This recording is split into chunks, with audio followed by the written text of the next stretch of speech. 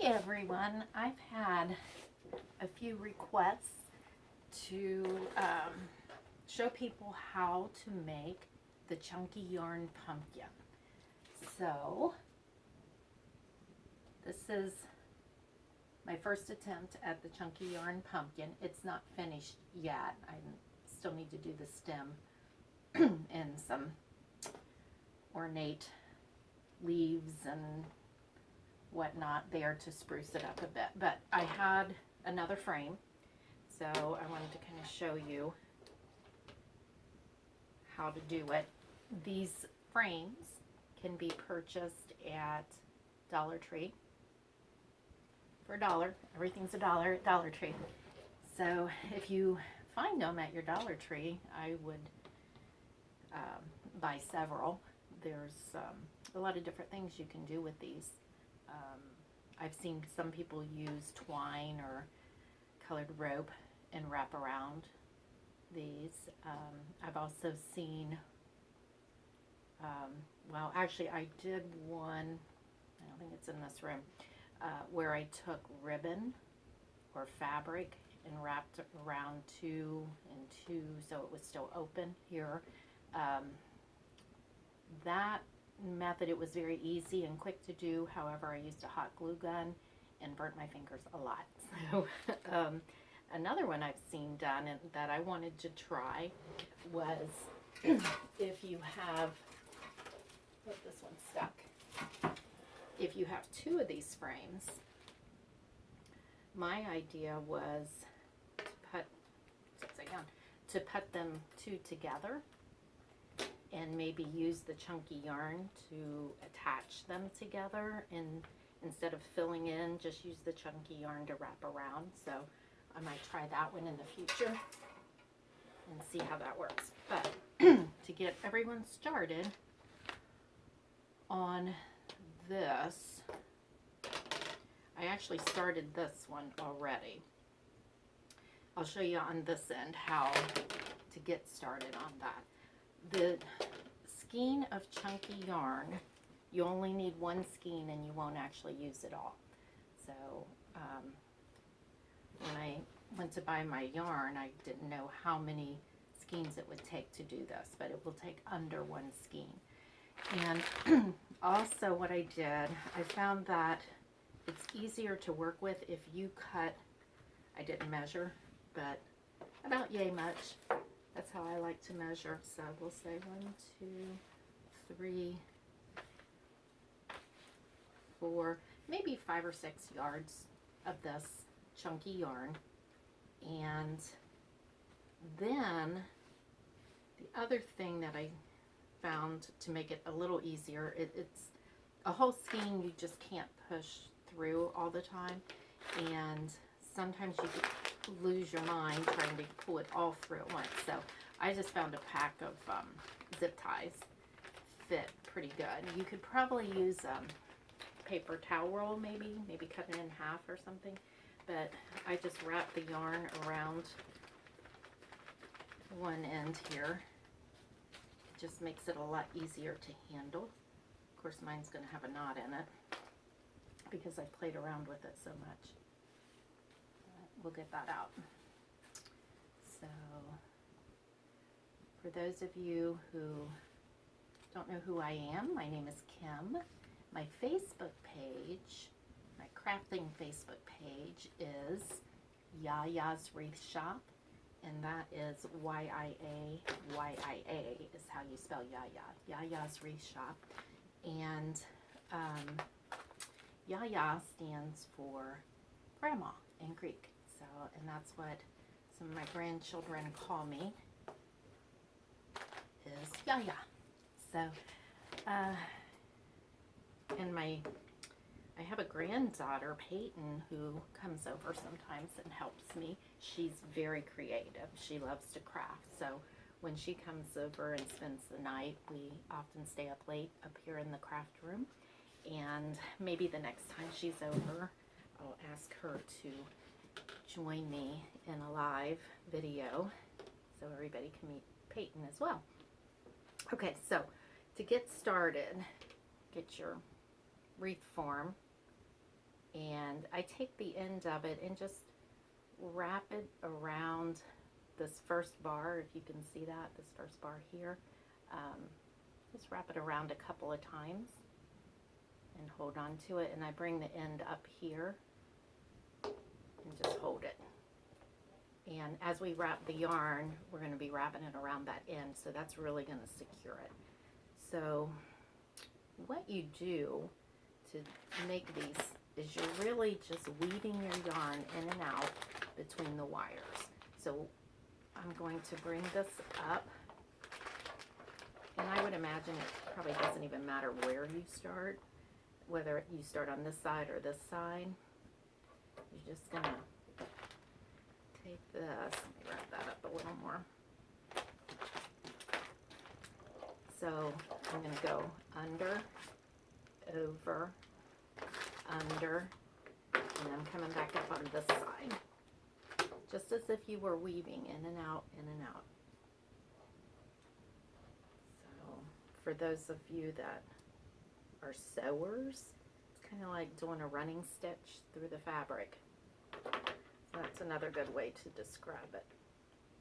So, and I have found that you don't have to pull the yarn super tight. It's over under, because it's being a chunky yarn, it's very forgiving. So even if there's a little space, you're not going to see it because it fluffs up. So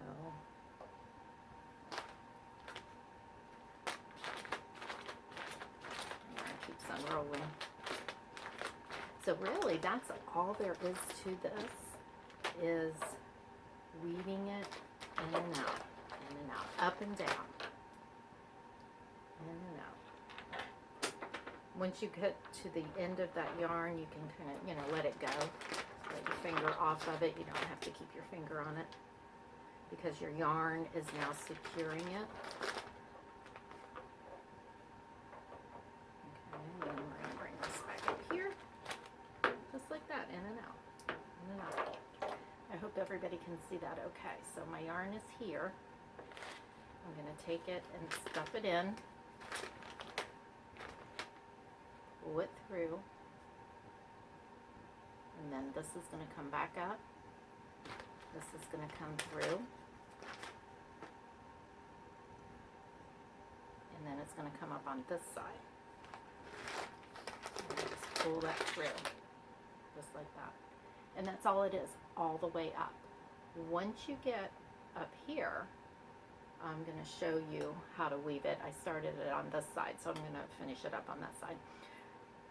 Once you get up this high, it's going to be hard to get this in and out. So at that point, you're just going to unroll all this. Whatever tool you're using, whether it's a zip tie or a paper towel roll or whatever works for you. And at that point, you're just going to use the end of your yarn, and you're going to start pulling that through, weaving it in and out. Like that. Okay? So, now I'm going to turn it around to this side to show you. Once you get up here, you can take your yarn and wrap it around the bar, the top bar a little bit, if you're worried about that showing through. If you're going to embellish it, when you're done with some flowers and leaves at the top, it's not going to be real important, because that part's going to be covered. But if you have some bars showing down here like these are, you can kind of take the top part and slide it down a little bit, because I will embellish the top of this.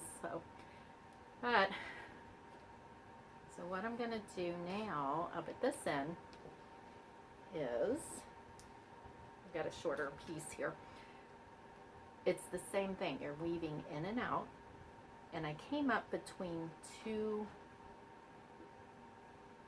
rows there, and I pushed the yarn up through that. When you push them back together, you don't even see that. So, came up, I'm going to go under and pull it through. So I'm weaving it through. And when I get back over here, I'm going to push it under, just like that. Now I'm going to bring this up between the next two rows. So I'm pushing this right up through there. I'm going to pull it. That kind of creates our weave, like that. I'm going to push this back through here, under, and bring it up over. And then when I get back over here, I'm going to find the next row. I'm going to push that down, right in there. See how I separated that? Right in there. I'm going to push that down in there and pull it through. And that's really it. It's just weaving. And this is actually a super nice craft project to do.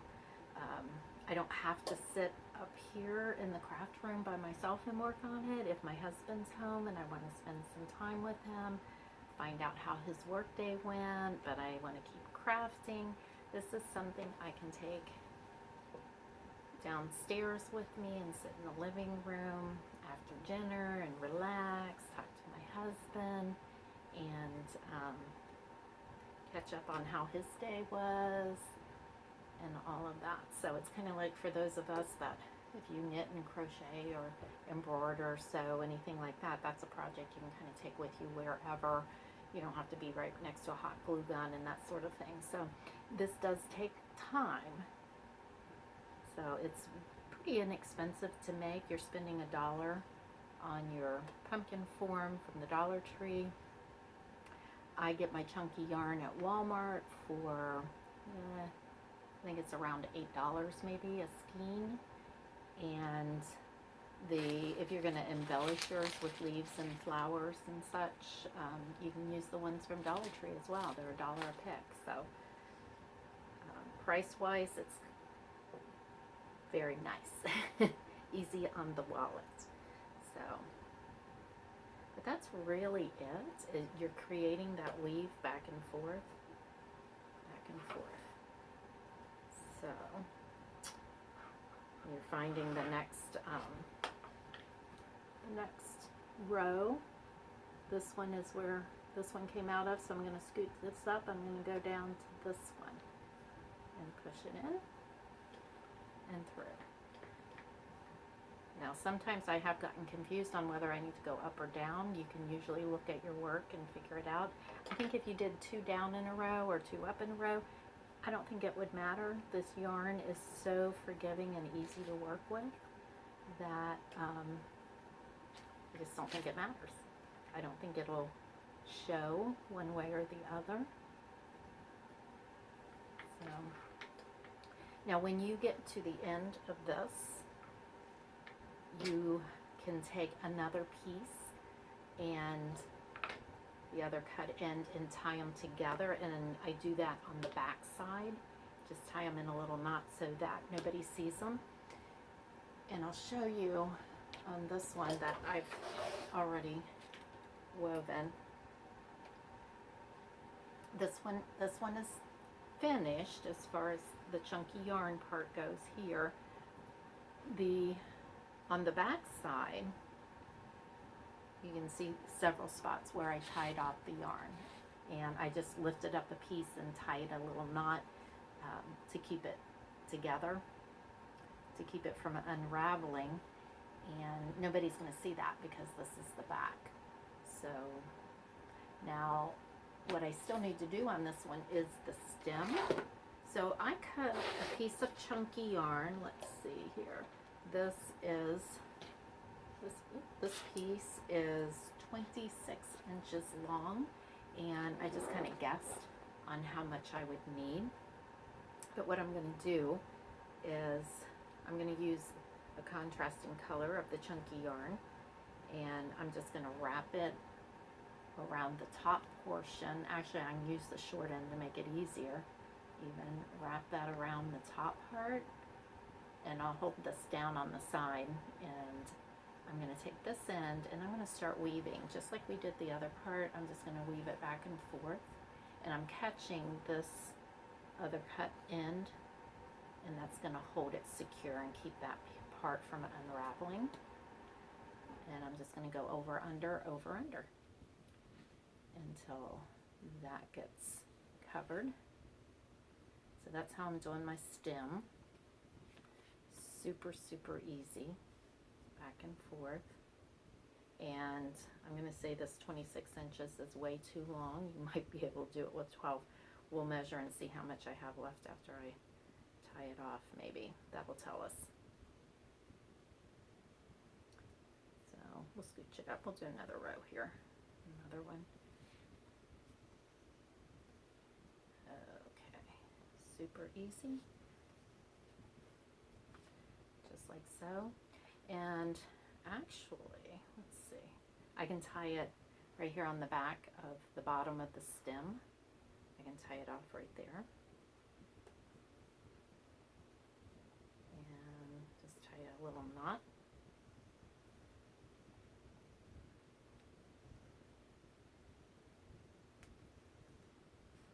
Just like so. And that's really it. And actually, if you wanted to create a hanger, let's see. Let's measure this here for, oops, where am I? 1,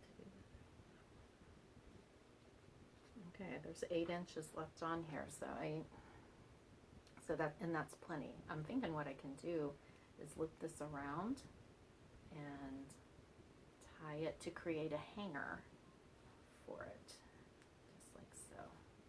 Here, tuck that in the back, and that way you have a loop, you have something that you can hang it on your door hook with.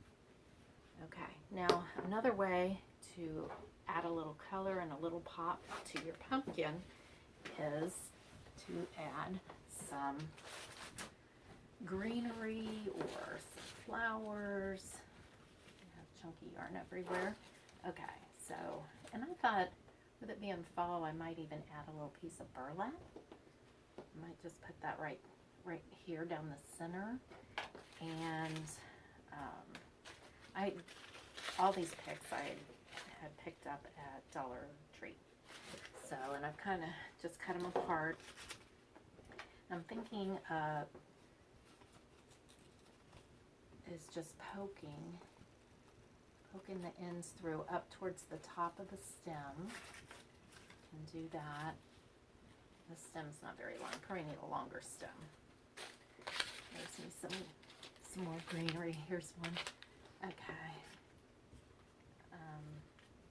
That's not going to fit in there.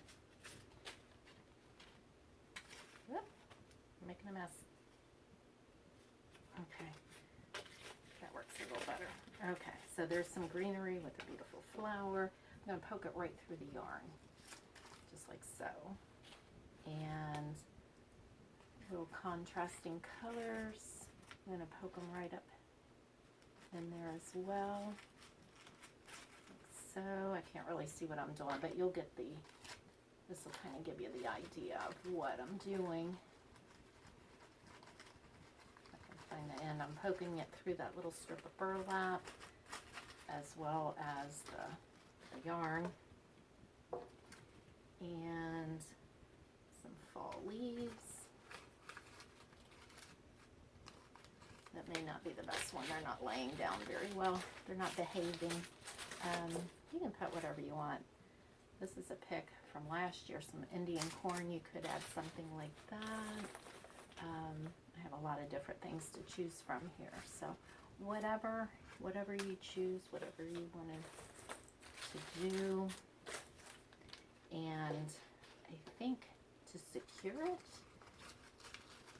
I'm going to use a zip tie on the back side of it and zip tie it right to, zip tie the stems together to the pumpkin frame. Let's see how that works. This is just kind of a trial and error here because I haven't actually done this before. So maybe use one zip tie to secure them together up high. So that way they're not going to come apart. And take another zip tie through the, if you can see what I'm doing, there's the frame there. And I can take that right around the stems. You could actually attach it through the other zip tie that's holding the stems together, just to ensure that they're not going to go anywhere. But you can do that. So there you have a decorated pumpkin.